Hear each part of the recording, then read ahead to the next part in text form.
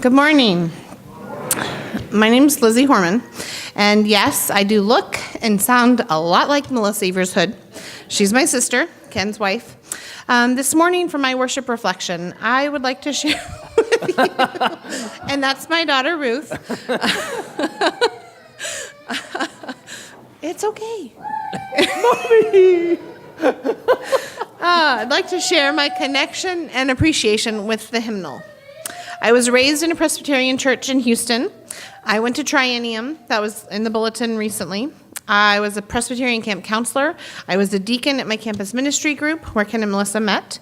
I've been on mission trips and touring church choir trips that Melissa starred in. And I've served on various committees in the Presbyterian churches that I've attended over the years. I am deeply Presbyterian, if you couldn't tell. Growing up, learning and singing from our youth choir and singing with my family in the pew, I have many memories of my dad, who doesn't sing any songs except Christmas carols, holding the hymnal for me and slowly moving it that way, slowly moving it this way, until I realized he was being silly, and I'd look up and smile, and he'd smile down and stop. But now when we worship together, there's a 50-50 chance of who's playing that trick on who with the hymnal.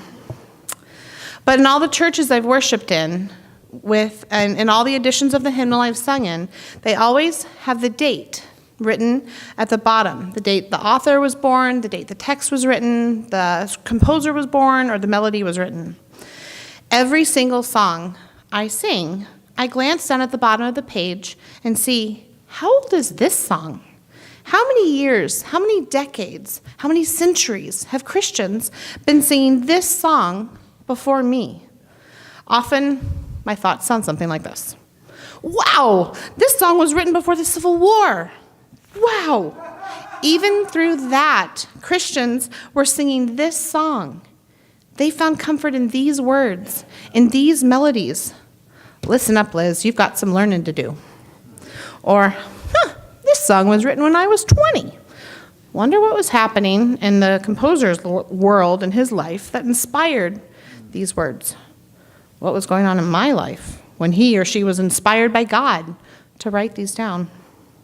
Or, holy crumbs, these words were written in the 1500s. They have been sung for that long and still apply, still resonate with me today. People have been singing this song for that long. I'm not alone in feeling inspired or being touched by these words. What these words must have seen in the centuries since then. I am certainly not alone in feeling what I feel now, and wondering what I'm wondering now, and being scared of what I'm scared of now. Christians have walked ahead of me, singing these songs, walking similar paths as I have walked now, and have found comfort and restoration and hope in these words, these melodies. Sorry, Rob, but these thoughts happen every time I open the hymnal.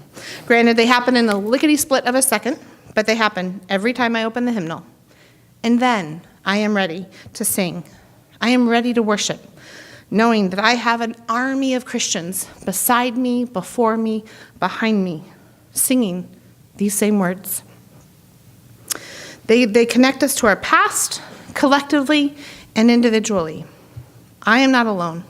You are not alone. Let us sing. Let us worship God.